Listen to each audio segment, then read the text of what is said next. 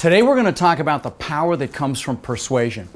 Now, in your business and in your life, your ability to influence and persuade people is frankly a critical component of your success. Honing that ability to persuade effectively can be one of your most important superpowers.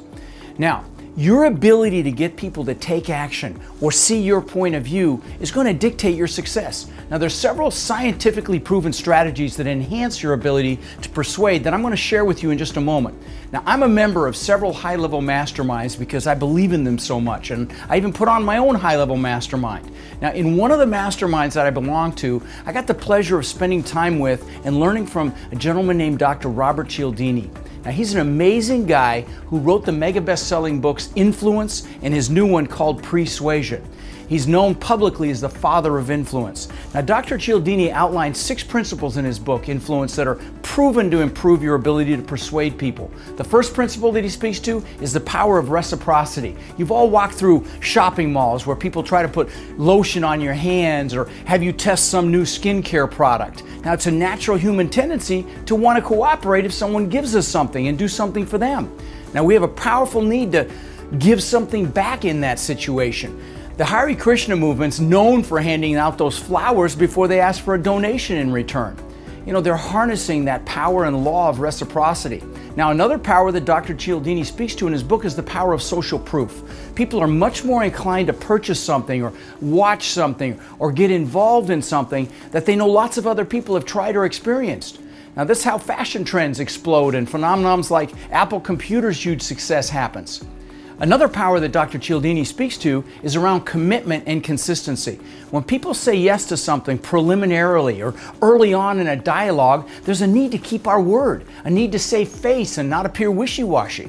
Now, if someone gets you to say yes to something smaller, ideally through a public declaration in front of other people, they're usually much more effective in getting commitments to larger things.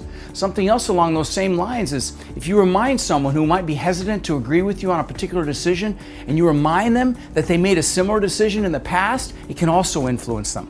Another power that he speaks to is his power of liking. People regularly say yes to something requested by someone they care about or like. A great example of this is my sister-in-law. She just became a rep for a new revolutionary cleaning product, and at our Christmas dinner she did a little presentation for us, and of course we walked away $400 lighter when we left.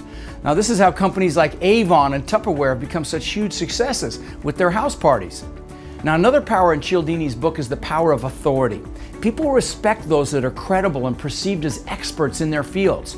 Sometimes this authority can be accomplished by writing a book, which many thought leaders use as a way to build that credibility. Now, another power that Dr. Cialdini describes is the law of scarcity. You see examples of this every time you watch a late night shopping channel and they have the number of units left on the display on the screen. The power of competing for a scarce commodity, it's very motivating. You also see this on Black Friday when people literally spend the night waiting to save a few dollars on a handful of super specials. Now, another credible resource around persuasion, of course, is Dale Carnegie.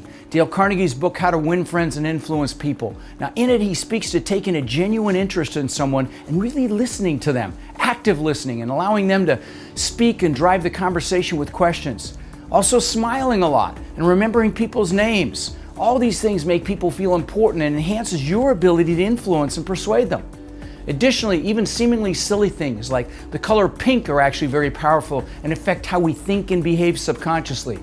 Schools that painted their walls pink found that the students were calmer and more actively engaged. Pink in prisons has also been proven to diminish anger in the inmates. If you're making a presentation, another proven strategy was created by a man named Alan Monroe.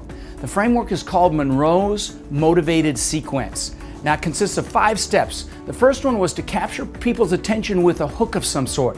For example, a statistic or a story. And then you need to establish a need by helping your audience realize that there's a problem they need to address and they should care about it. And the third step is to tell them how you can satisfy that need with that issue that needs their attention.